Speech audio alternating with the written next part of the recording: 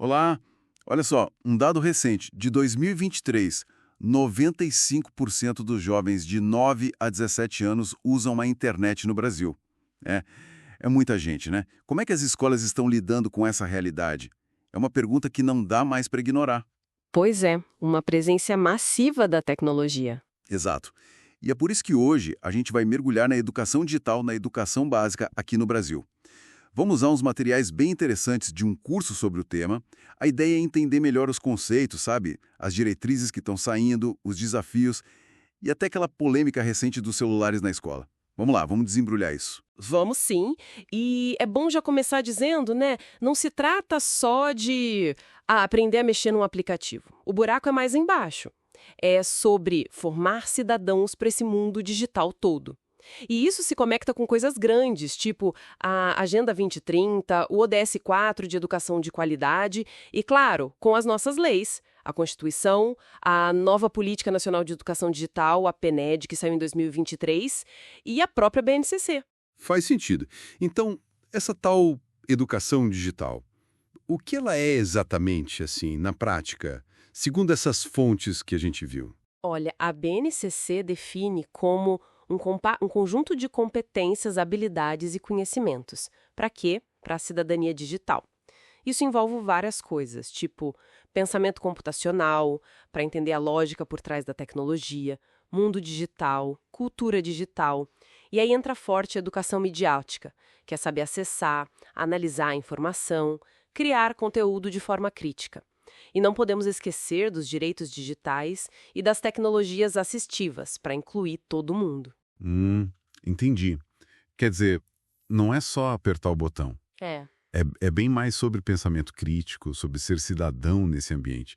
E as fontes falam que a BNCC já trazia isso, né? A Competência Geral 5 de Cultura Digital. Exatamente. Essa competência 5 e outras também, como a 1, a 2, a 4, ela já pediu o desenvolvimento de vários letramentos, não só o digital básico, mas o computacional, o informacional, o midiático. O que eu acho fascinante é como tudo isso junto habilita o estudante a resolver problemas do dia a dia, a criar soluções, a participar da sociedade de um jeito ativo e consciente, sabe? Sabendo os seus direitos e deveres online. A cidadania digital vira meio que o eixo central de tudo. Legal. Mas aí vem a pergunta prática, né? Como é que a gente coloca isso na escola? As fontes dizem que a PNDE tornou obrigatório ensinar computação, programação, essas coisas. Mas como? Vira uma disciplina separada, tipo aula de digital? Ou a gente mistura isso com português, matemática, história? Então, essa é a grande questão do momento. As diretrizes mais recentes do CNE, do Conselho Nacional de Educação, elas dão uma certa flexibilidade. As redes de ensino têm autonomia para decidir, mas a orientação é que considerem a interdisciplinariedade, que conectem com a realidade do aluno, como o LDB já pede, né? E tem vantagens e desvantagens em cada modelo, imagino. Com certeza. Se você cria uma disciplina específica, bom, você pode ter um professor super especialista, aprofundar mais nos temas. Mas o risco é essa matéria ficar isolada, sabe? Meio desconectada do resto. E tem o custo também, claro. E a outra opção, a transversal. A transversal, que é integrar em várias matérias. Ela pode ser mais conectada com tudo, mais flexível. Tipo analisar fake news em história ou usar dados digitais em matemática. O desafio aí é garantir que não fique superficial, né? E exige que todos os professores tenham uma formação para isso. Nossa, isso parece um desafio gigantesco de formação de professores. É um ponto crucial. E não é só formação, né? Precisa de infraestrutura também. Conectividade decente nas escolas. A Estratégia Nacional de Escolas Conectadas tenta atacar isso, mas ainda é um caminho longo. Então, a escolha entre disciplina ou transversalidade depende muito da realidade de cada rede, de cada escola. Não tem fórmula mágica. Falando em desafios e realidade, um assunto que deu o que falar foi o celular na escola. Teve uma lei recente, acho que de 2025, que restringiu o uso, né? As fontes que a gente leu mencionam a preocupação com saúde mental, com a distração dos alunos. Citam até estudos dados do PISA. Isso. Essa lei gerou bastante debate, mas é fundamental entender o que ela realmente faz. ela restringe o uso pessoal do aparelho pelo aluno durante a aula.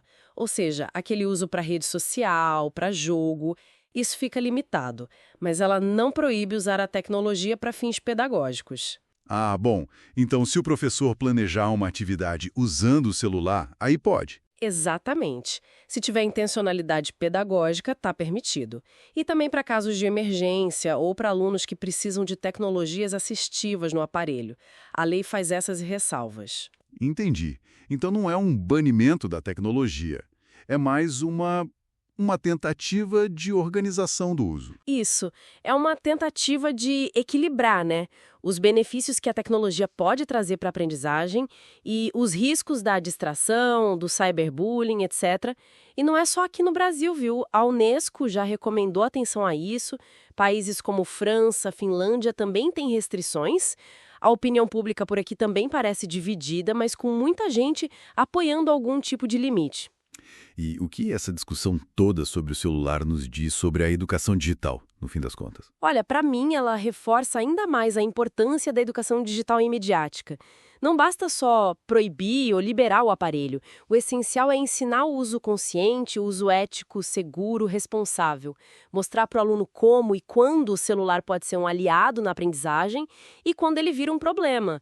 É educar para o uso crítico, que é justamente o coração da PND. Perfeito. Então, para a gente amarrar nossa conversa, ficou claro que a educação digital não é mais uma opção, né? É vista como essencial para formar cidadãos para o século XXI. E agora ela está sendo formalizada nos currículos com a PNID, a BNCC Computação. A forma de integrar isso pode ser flexível, transversal ou disciplina específica, mas exige muito planejamento, formação e recurso. E a polêmica do celular ilustra bem essa tensão. Como usar a tecnologia a favor sem cair nas armadilhas. É isso. Exatamente. Acho que você resumiu muito bem. E talvez, para finalizar, uma reflexão que o material nos provoca é: além de definir o que ensinar sobre o digital e como fazer isso na escola, o desafio maior é garantir que essa educação vá além da técnica. Que ela realmente forme o pensamento crítico, a ética, a capacidade de participar ativamente na sociedade.